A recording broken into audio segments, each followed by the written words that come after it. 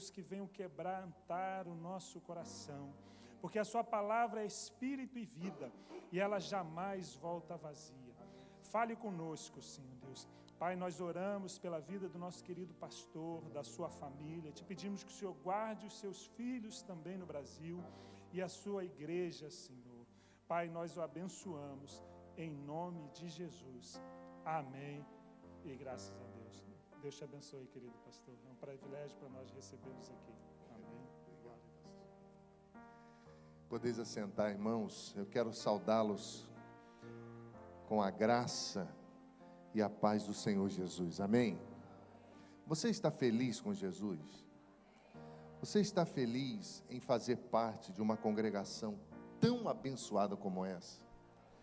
Irmãos, é muito bom estar aqui, muito bom retornar aqui com a minha esposa e poder servir ao pastor Osés, a sua família, essa família tão querida, tão preciosa, que nos abençoa tanto, irmãos, com o jeito, com o zelo pela obra de Deus, e não é diferente ver como os irmãos se portam, tudo que vocês fazem, das pequenas coisas, da flor que é colocada aqui no altar, das irmãs que estão na cozinha preparando alguma coisa, dos irmãos que estão servindo. Isso é reino de Deus.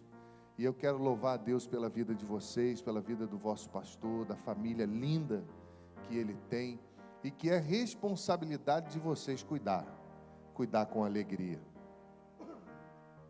Vocês sabem que a Janine demorou muito a aprender a cantar assim, irmãos. Foram noites em claro, tentando ensinar para que ela pudesse. Ela errava, eu voltava, dizia, não, vamos de novo.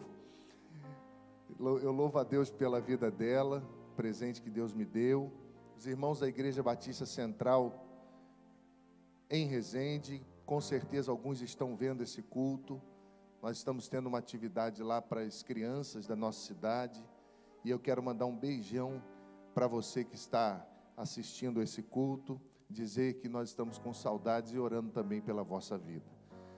Meus irmãos, eu quero desafiá-los aqui.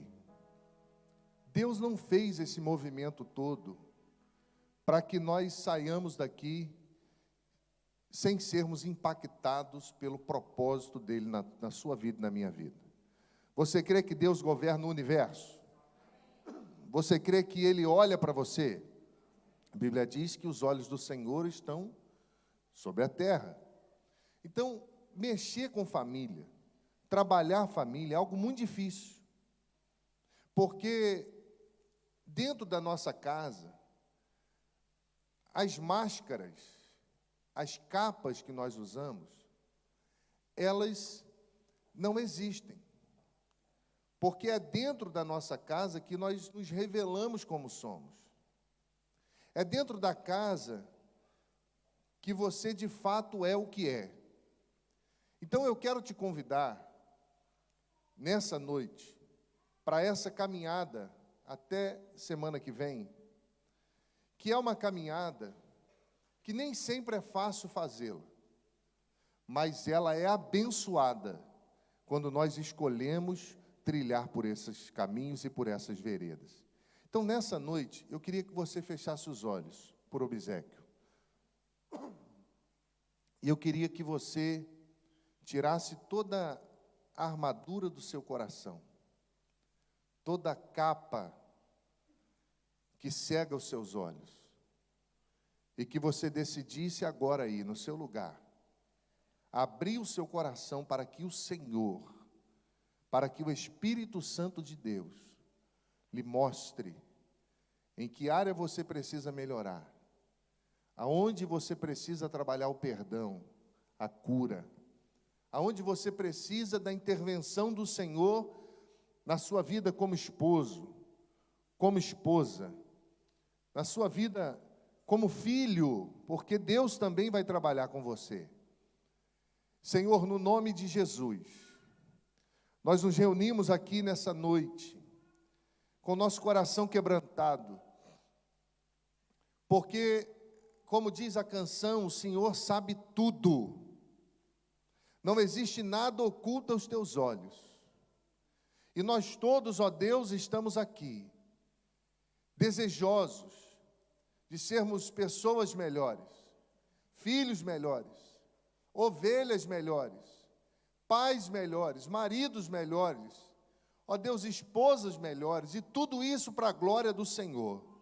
Que o Senhor repreenda toda a seta do inimigo das nossas almas, e que haja uma obra poderosa, tremenda da parte do Senhor, não somente hoje, mas durante todo esse processo, todo esse congresso que o Senhor preparou para nos abençoar. É a nossa oração, em nome de Jesus. A igreja diz, amém. Meus irmãos, nós vamos falar hoje sobre o tema proposto. Pode pôr para mim, João, por gentileza. O tema proposto é famílias conectadas com Deus, vencendo os desafios da era digital. Hoje nós vamos aprofundar mais nesse tema.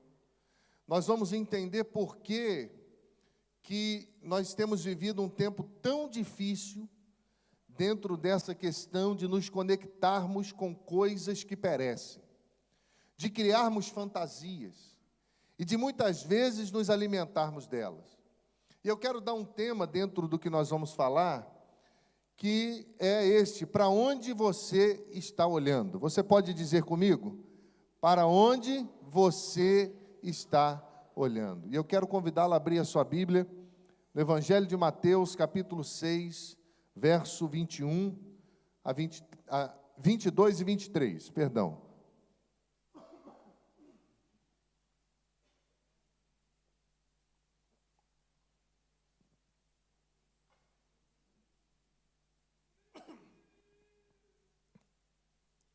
Mateus capítulo 6, 22 e 23. Se você encontrar, por gentileza, fique em pé, para lermos aqui, tanto na sua Bíblia, quanto na projeção para aqueles que não têm Bíblia. Se você puder colocar aqui, João, o texto, que eu vou ler junto com a igreja, já está aqui e também aqui. Vamos ler juntos, irmãos? Os olhos são a candeia do corpo.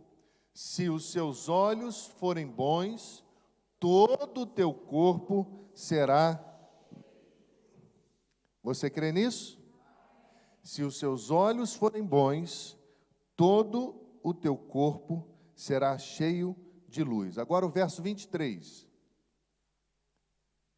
Mas se os seus olhos forem maus, todo o seu corpo será cheio de trevas.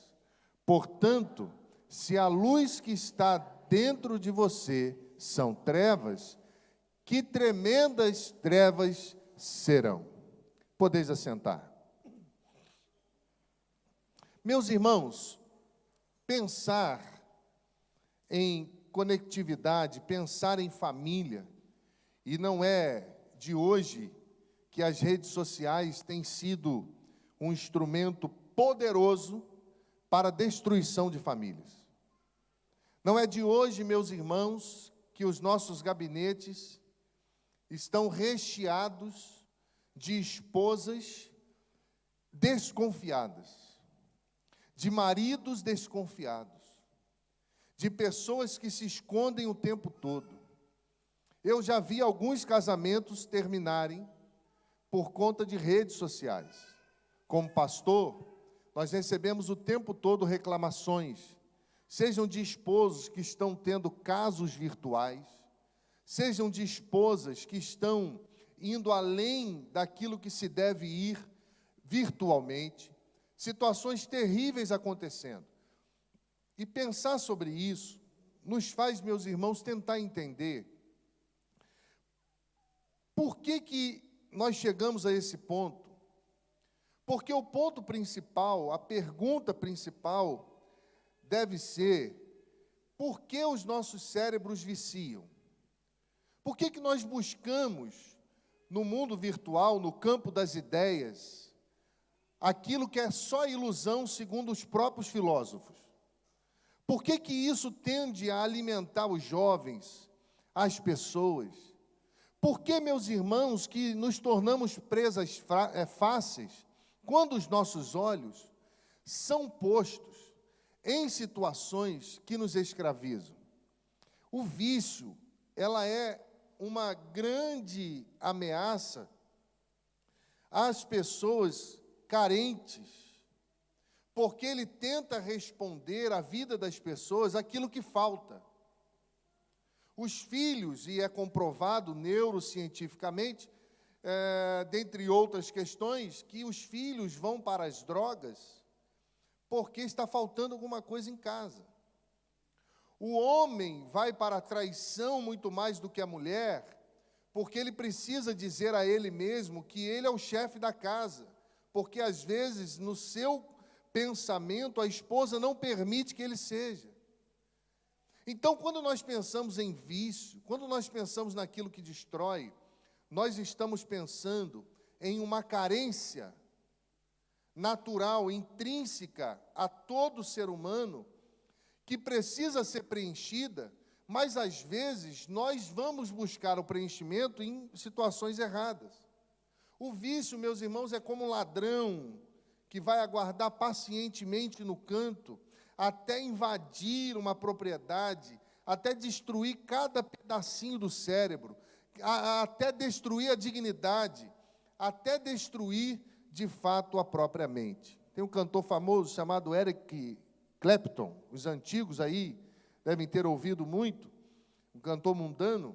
Ele disse a seguinte frase: me convenci de que, por algum misterioso motivo, eu não era vulnerável e não me viciaria, mas o vício não negocia, e pouco a pouco ele foi crescendo dentro de mim até me destruir. E quando nós vamos pensar em vício, existe algo interessante que eu trago hoje para que você entenda, até entrarmos propriamente no texto bíblico. Existe uma droga chamada diamorfina. Essa droga, ela é ministrada nos hospitais. As pessoas estão tomando essa droga para tentarem serem livres das suas dores, quando, na verdade, ela também é conhecida como heroína. Só que a diamorfina, ela é mais poderosa do que a heroína.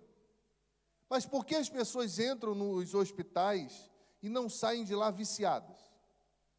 Existe todo um estudo em torno disso, buscando entender essa prerrogativa. No início do século XX, alguns pesquisadores colocaram alguns ratos, um rato, dentro de uma gaiola pequena, vazia, e dentro dessa gaiola tinha uma água com heroína e outra água pura. E eles foram descobrir que os ratos morriam muito rápido, porque sempre preferiam a água que tinha heroína. Só que no final dos anos 70, surge um professor chamado Dr. Bruce Alexander, que ele vai mergulhar um pouco mais fundo, tentando entender essas questões, e ele vai criar a Ratolândia.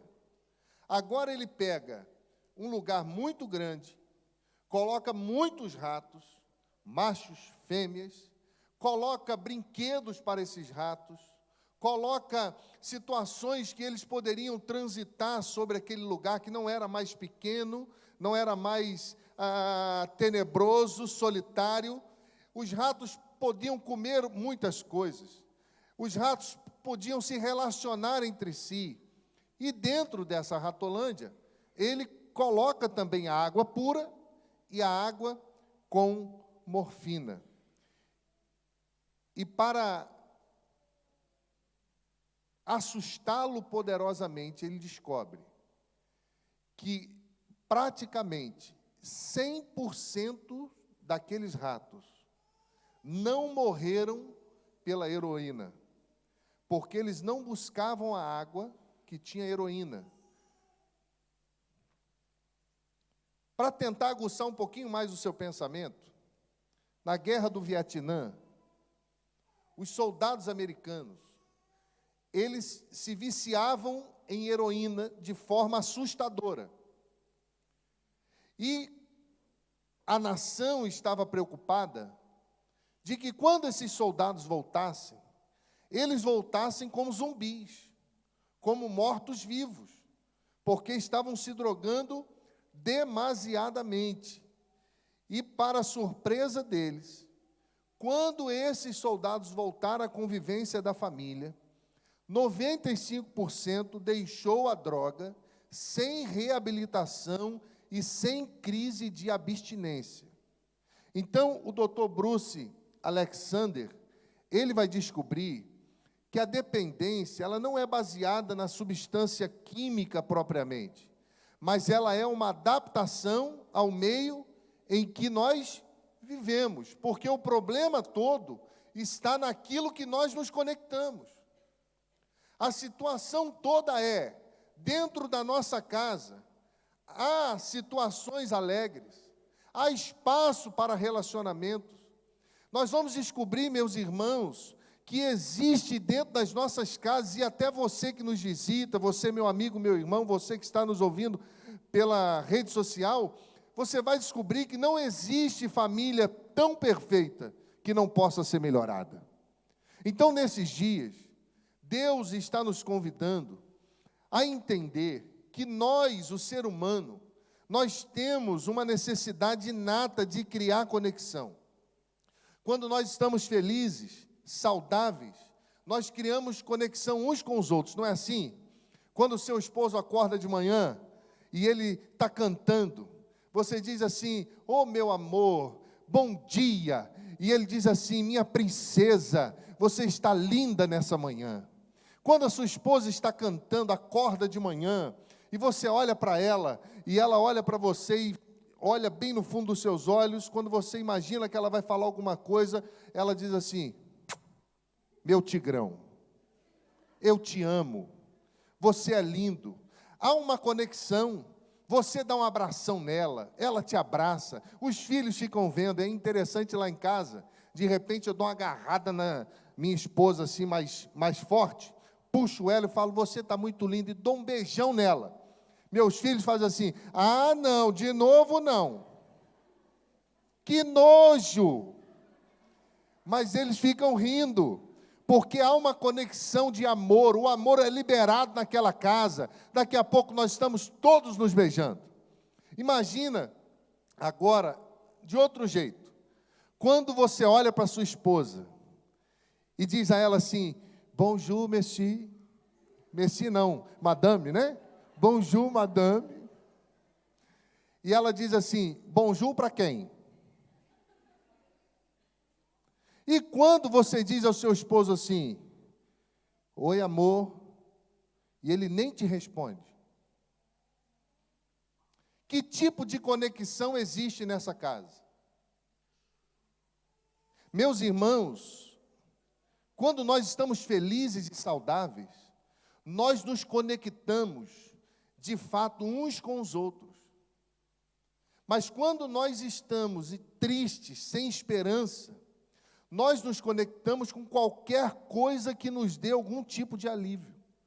Com a rede social, com videogame, com a pornografia, com as drogas, e essa lista poderia ser muito profunda. Boa parte dos neurocientistas e especialistas, eles falando sobre vício, eles vão concluir que as pessoas em dependência química, ou em dependência a uma determinada substância, ou a um comportamento, elas vão suprir os seus vícios com uma necessidade emocional. Por isso que é importante a igreja tratar dos jovens e adolescentes juniores, olhar para as emoções deles. Por isso que é bom você ouvir seu filho orando, porque a boca fala o que o coração está cheia. Começa a ouvi-lo, as palavras que ele vai soltar, a linha da oração dele. Começa a ouvir o coração da sua esposa. Você está preparado para ouvir da sua esposa durante esses dias tudo que ela pensa de você? Você está preparado para ouvir do seu marido, durante esses dias, tudo o que ele pensa a seu respeito? Meus irmãos, o isolamento tem sido gerado por uma causa. Se você vai dar um beijinho no seu esposo e ele vira o rosto, tem alguma coisa errada. Se você vai dar um cheiro na sua esposa e ela faz assim, é porque o coração dela está fechado, tem alguma coisa errada, alguma coisa está faltando, alguma coisa está fora de lugar. Então, qual é o seu desafio? Porque eu vou dizer uma coisa para você: existe família com problema? Quem crê que existe família com problema? Levanta a mão. Quem crê que não existe família com problema? Todo mundo tem problema. Mas e se eu disser a você que não existe família com problema? E também não existe igreja com problema? Quem criou a família? Deus. Deus cria problema? Quem criou a igreja? Foi Deus? Deus cria problema? Mas vocês acabaram de me dizer que quem criou esse problemão todo foi Deus. Não existe família com problema. O que existem são pessoas com problema. E quando nós olhamos para a nossa vida, por essa lente, nós vamos parar de querer que o outro mude, mas vamos tomar uma decisão hoje de começar a mudança na nossa vida. Então, qual é o nosso maior desafio? Olharmos uns para os outros e redescobrirmos a importância do contato humano, das relações pessoais. Você está com a sua família aqui? Está? Meu irmão, você já olhou para a sua esposa hoje e disse: meu amor, você arrebentou hoje. Esse blush que você passou, essa chapinha que você fez, eu não sei qual é o nome que vocês dão aqui. Minha irmã, você já olhou para o seu marido hoje e falou assim: amor, você hoje está que está, hein? Vocês já olharam para os seus filhos e já disseram para eles o quanto eles são importantes para você? Sabe por que normalmente nós não fazemos isso? Porque existe em nós, principalmente irmãos, em um tempo em que temos que trabalhar muito, em um tempo em que temos que correr para cima e para baixo, que nos cansa muito. Às vezes nós deixamos de investir naqueles que estão do nosso lado, que são o nosso maior tesouro. Nós dizemos para todo mundo que os amamos, mas deixamos de dizer àqueles que amamos de verdade o quanto são importantes para nós. Eu sei que tem uma porção de homem aqui que não fez isso hoje. Eu sei que tem uma porção de mulher aqui que não fez isso hoje. Eu sei que tem uma porção de filhos também que não fez isso hoje. Então eu queria, em 1 minuto, te dar a oportunidade para você ficar de pé perto da sua família, colocá-lo de pé, dar um abração, dar um beijão na sua esposa, dar um beijão nos seus filhos e dizer o quanto eles são importantes para você. Vamos lá? 1 minuto.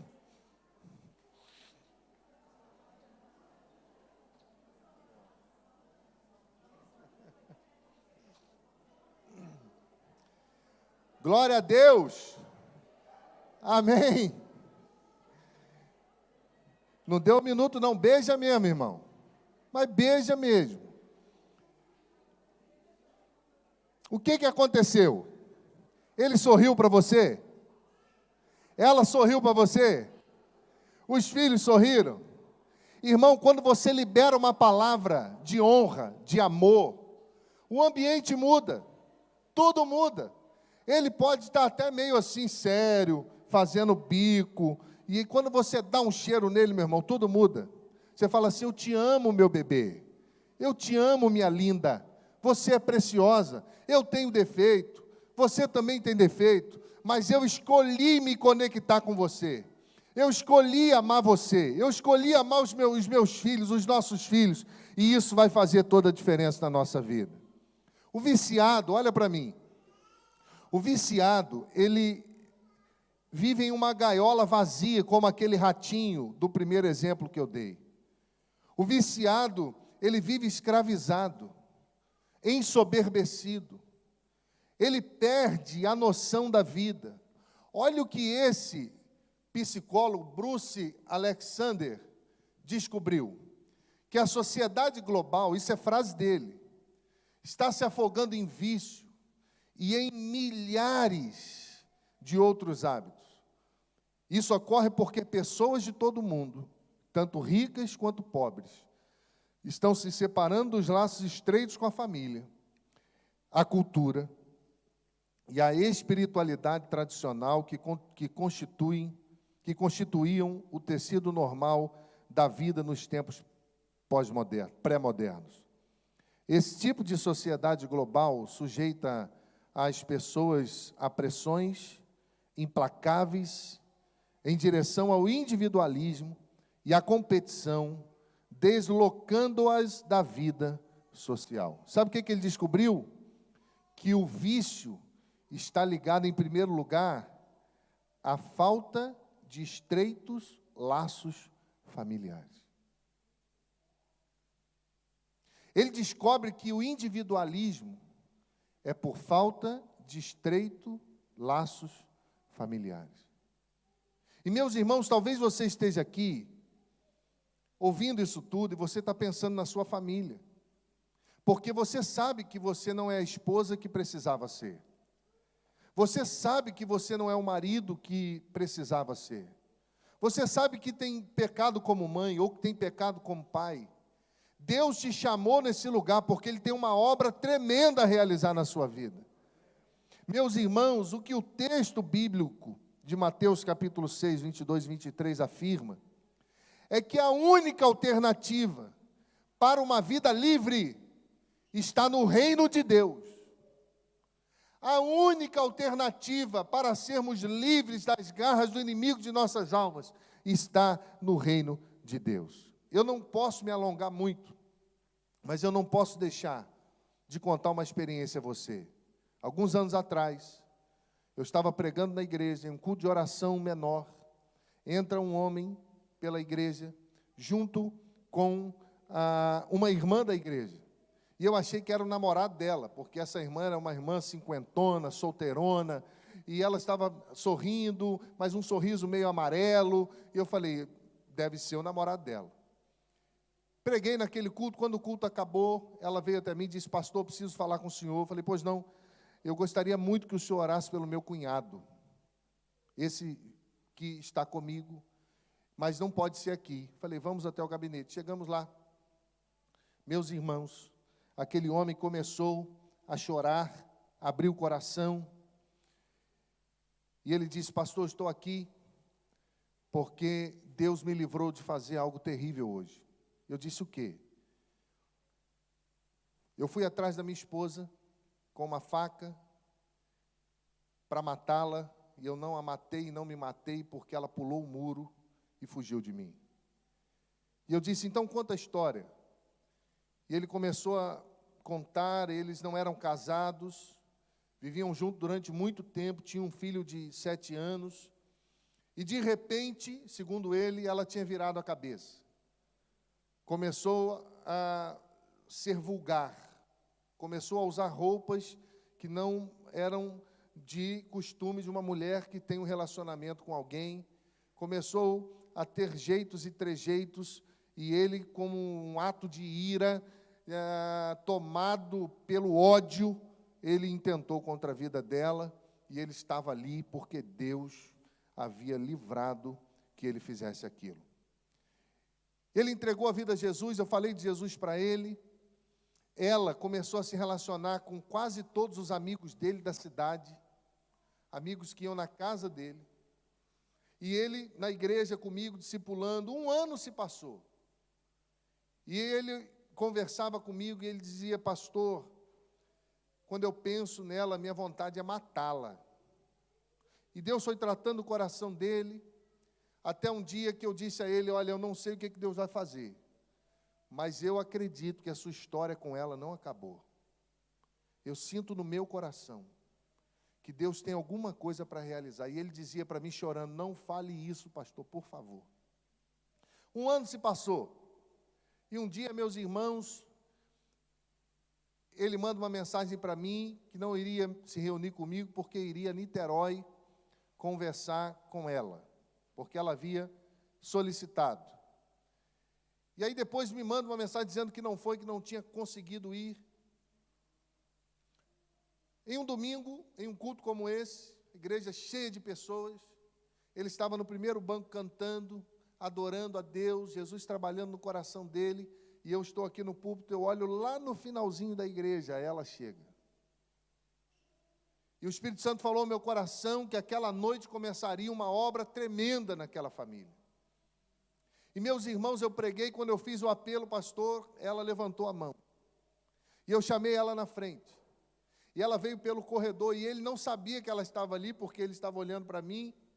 E ela veio chorando pelo corredor. E quando ela chegou à frente, que ele viu, ele não sabia se corria, ele não sabia o que fazer. E ele levantou e saiu correndo da igreja. E ela chorando muito, ela disse, pastor, eu preciso de Jesus. E eu orei com ela e comecei um trabalho com ela para encurtar a história. Meus irmãos, tinham dias que quando ele começava a abrir o coração para mim e falar algumas coisas, eu ficava com raiva dela. Mas eu não podia dizer para ele. Mas o meu coração como homem dizia, uma mulher não pode fazer isso com um homem. Não é justo.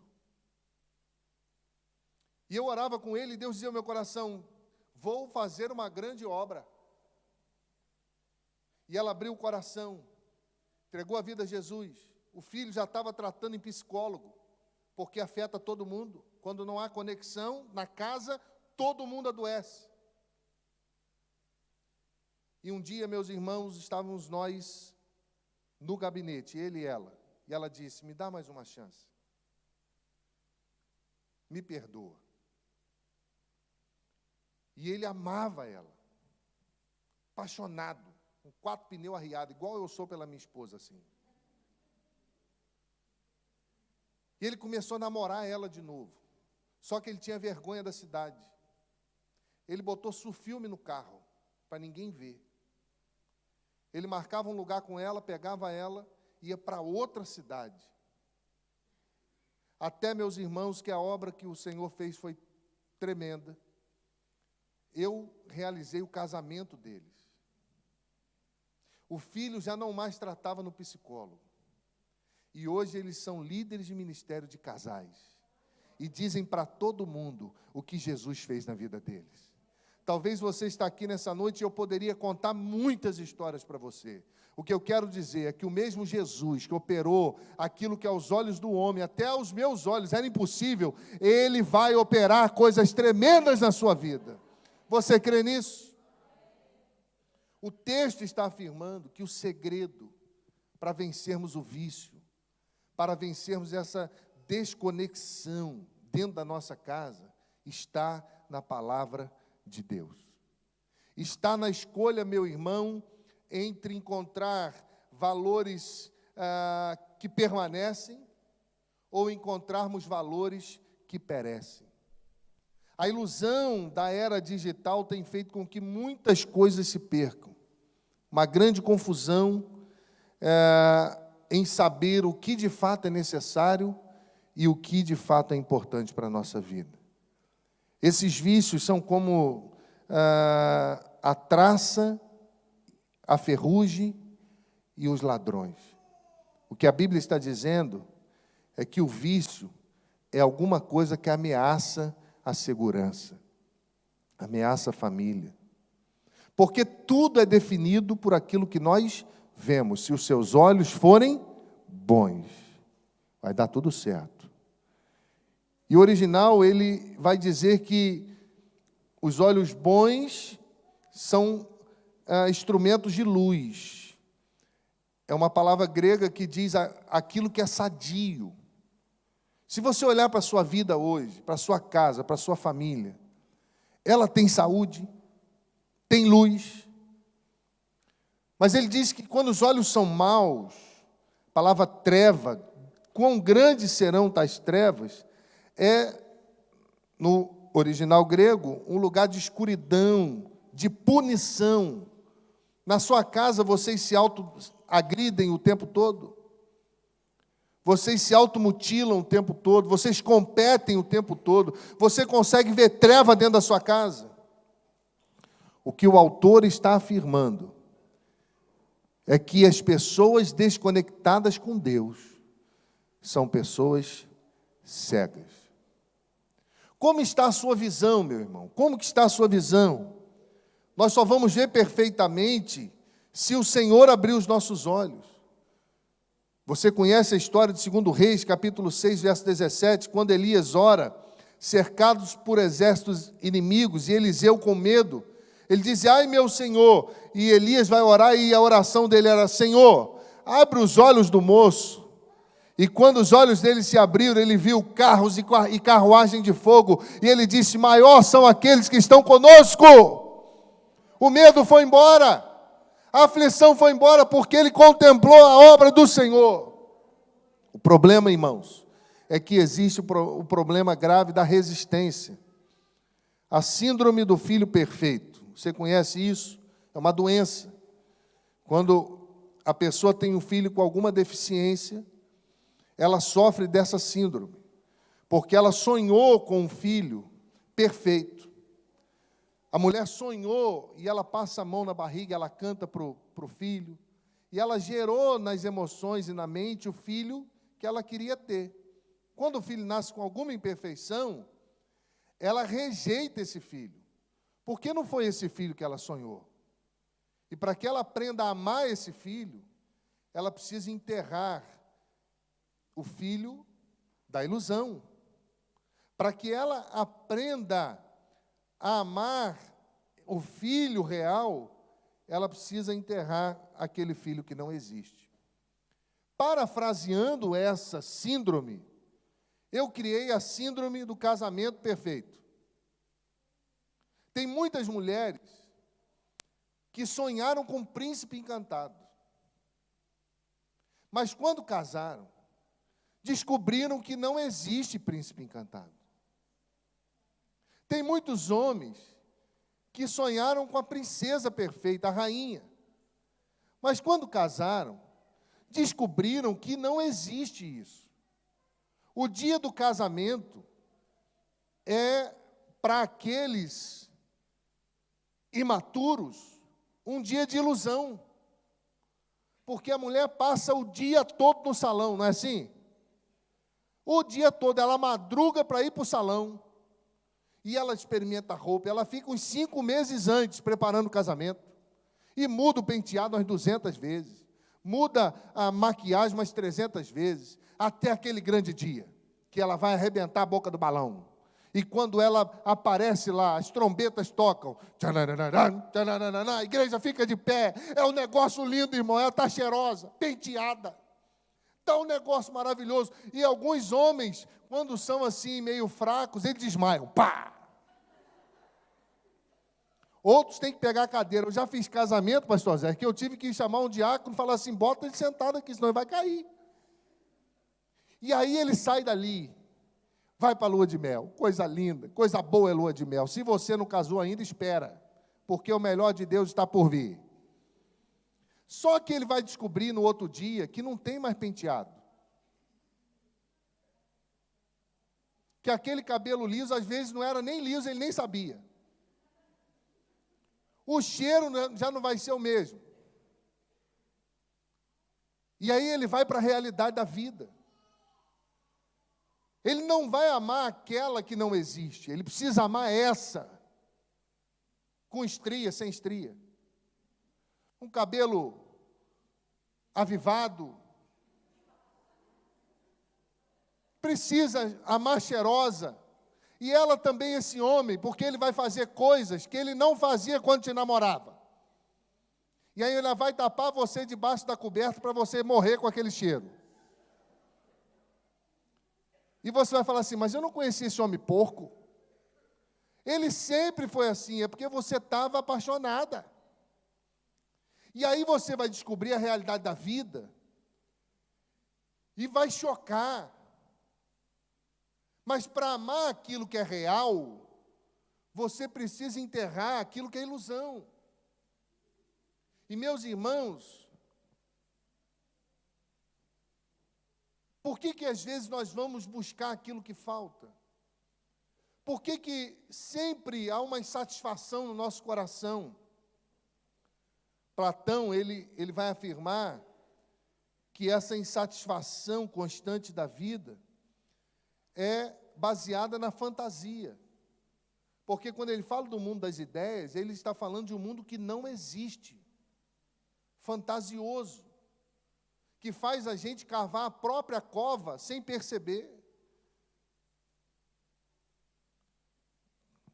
Quem faz de conta, meu irmão, para o outro e para si que está tudo bem, que nunca há crise, está em trevas. Porque todos nós temos problemas. Todos nós temos desafios a serem vencidos na vida. Mas às vezes é melhor falar que o dente está doendo do que revelar de fato quem nós somos. Às vezes tem pessoas, talvez aqui existam algumas, colocando a sujeira muitos anos para debaixo do tapete, fugindo da realidade da vida. E por isso estão se conectando com aquilo que mata, que destrói, que rouba a alegria, que destrói os filhos.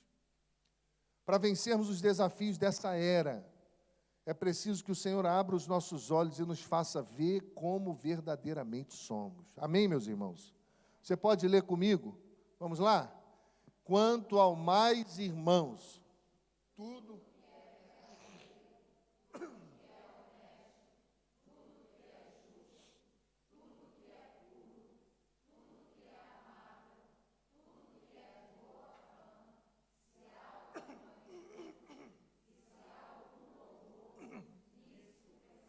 Glória a Deus. A Bíblia está chamando a nossa atenção. Mas por que nós só pensamos muitas vezes naquilo que está dando errado? Naquilo que não presta? Desejamos muito nos conectar com aquilo que nos mata. Uma vez um casal muito apaixonado, depois de muitos anos juntos, a esposa já bem velhinha, já não andava mais, já não enxergava mais, e precisou ser colocada num asilo, em um lugar de repouso, em um hospital, para que pudesse receber as suas necessidades básicas, deitada numa cama, sem falar, sem gestos algum. Mas o esposo dela estava até certo ponto saudável. E todos os dias ele ia até aquele lugar. Ele cantava para ela. Ele beijava ela. Ele passava a mão nos seus cabelos. E algumas enfermeiras achavam aquilo muito bonito. Ficavam emocionadas com o amor deles. Mas isso foi durando muito tempo, anos. Até que uma enfermeira chegou para ele e disse: Senhor, ela já não lembra mais do Senhor. Ela já não reage mais aos seus afetos.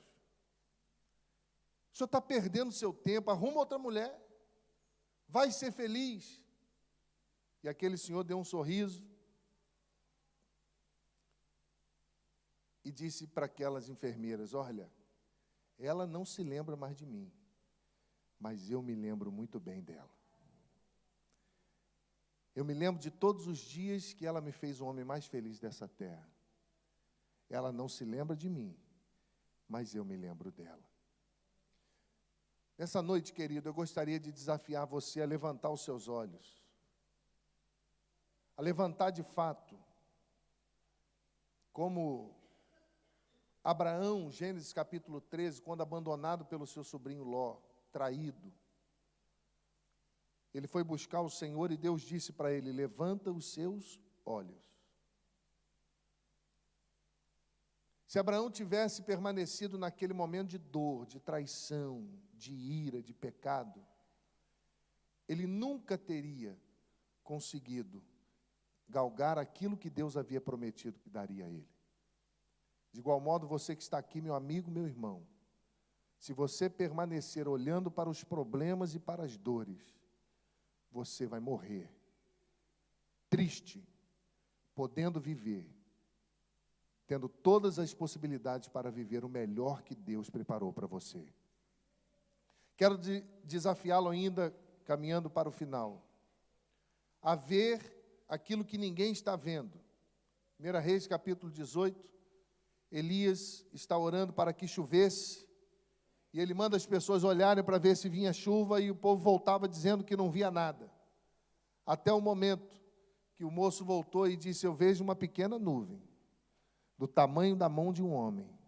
E Elias disse: corre, porque vem chuva abundante. Talvez a única coisa que você vai ver na sua casa, ou que você esteja vendo, é uma pequena nuvem. Mas isso é o sinal que Deus vai fazer um rebuliço na sua vida.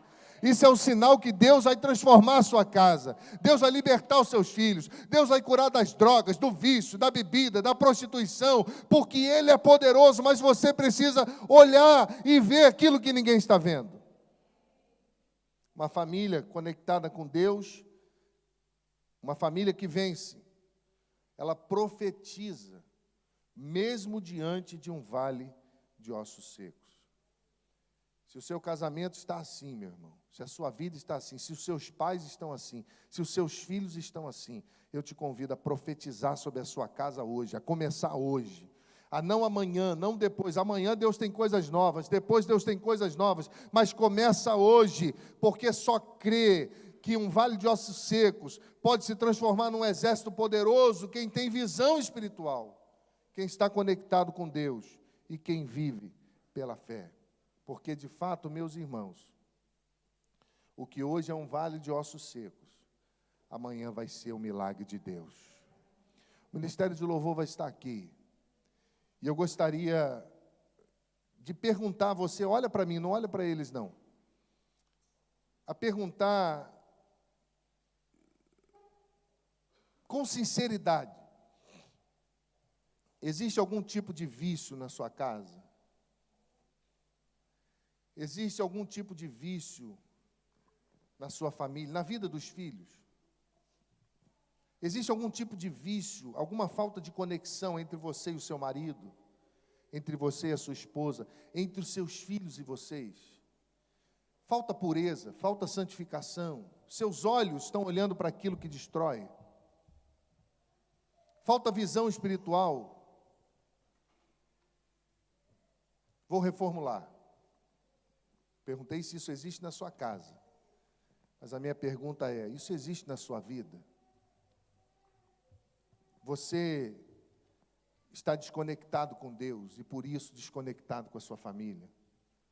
Você não é uma pessoa pura, falta santificação na sua vida?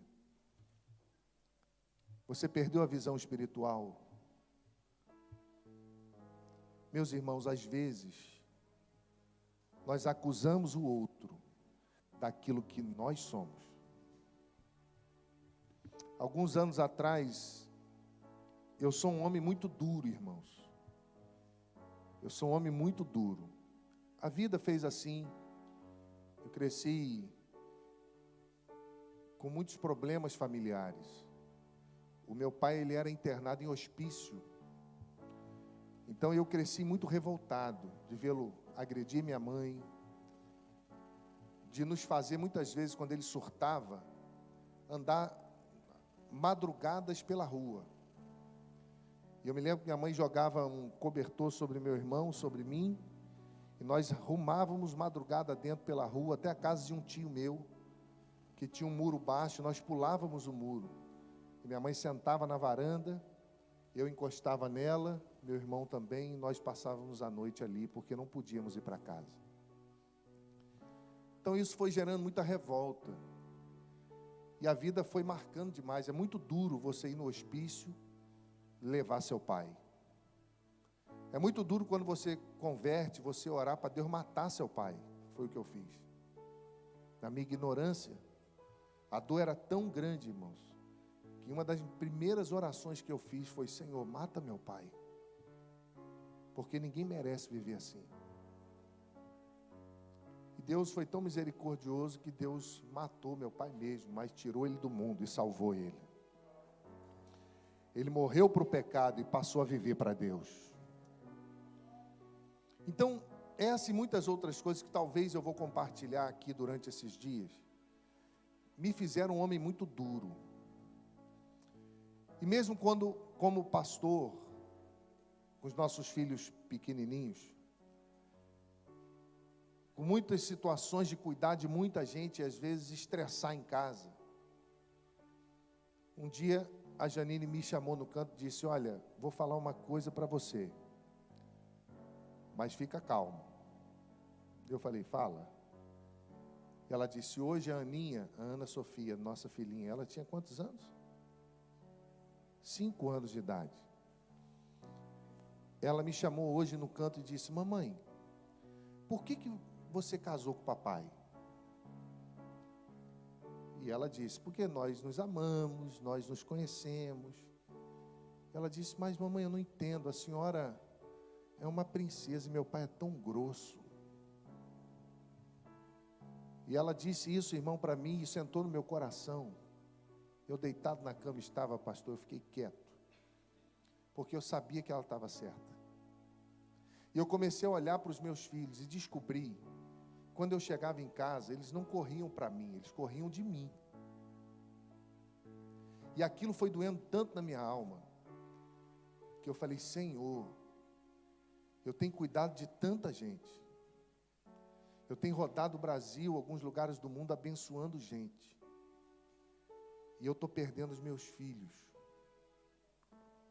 preciso reconquistá-los. E aí, irmãos, eu comecei uma força-tarefa para amar os meus filhos e a minha casa. E eu descobri que tudo estava sendo resolvido quando eu cheguei em casa um dia de carro e ouvi os meus filhos gritando lá na sala: pai! E abriram a porta e correram e pularam no meu pescoço, me beijaram, quase me jogaram no chão. E eu falei: Senhor, muito obrigado, porque o Senhor me deu essa oportunidade.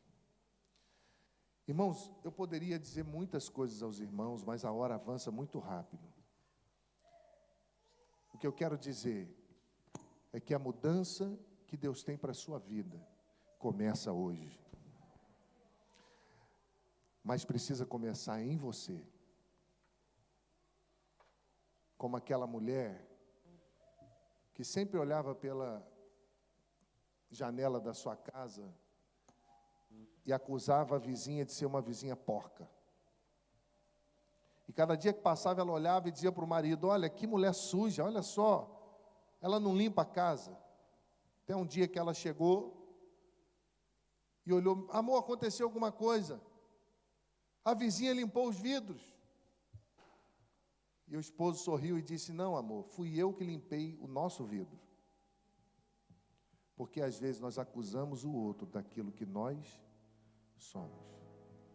Independente de quem você seja, meu irmão, visitante, amigo, membro desta igreja ou não, nós vamos cantar uma canção. E eu gostaria de convidar a você a colocar a sua vida no altar de Deus, a começar hoje, a vencer os vícios, a entregar os vícios ao Senhor, a entregar a prostituição, a pornografia, a droga, o alcoolismo, a dureza de coração no altar do Senhor, porque Deus tem um plano para a sua vida. Quando você se decide quebrar, moer, se prostrar diante do Senhor, o Senhor faz coisas inimagináveis. Você crê nisso? Você pode ficar em pé no seu lugar? Enquanto cantamos, se você desejar, eu quero orar por você. Se eu fosse você, pegaria toda a sua família e viria para cá. Se a sua família não está, venha você, porque Deus tem uma obra na sua vida. E depois nós vamos orar. Podem vir.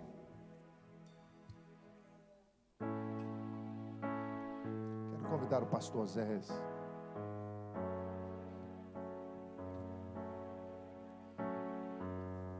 Só você sabe como é o seu coração, mas Deus também sabe. Deus abençoe. Pode vir, querido. Só eu sei o valor do óleo que tem no vaso.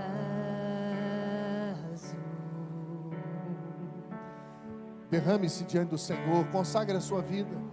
Vim trazer minha dor. Se seu esposo não está aqui, ore por ele. Se a sua esposa não está, ore por ela. Olhe pelo desejo do seu coração, entregue a Deus. Vem trazer meus dilemas, minha contrição. Começa hoje o que Deus tem para a sua família. Começa hoje, meu irmão, você crê? De te encontrar, estou levando vaso.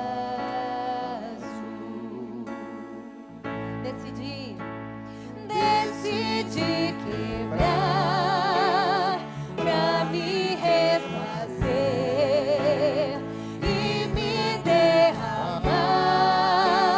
Foi a decisão, o melhor lugar. Hoje eu encontrei. Vou lavar teus pés. Encontrei meu rei. Você pode cantar conosco, nós vamos cantar de novo. Você pode cantar do início. Só eu sei o valor do óleo que tem no vaso. Abençoa a sua casa, a sua vida, a sua família. Vim trazer minha dor, minha adoração.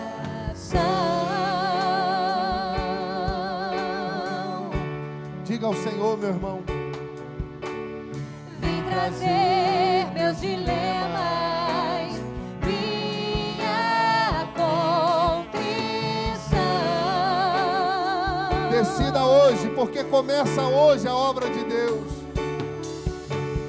Decidi te encontrar, estou levando vaso. Cante bem forte conosco. Eu decidi, Senhor. Decidi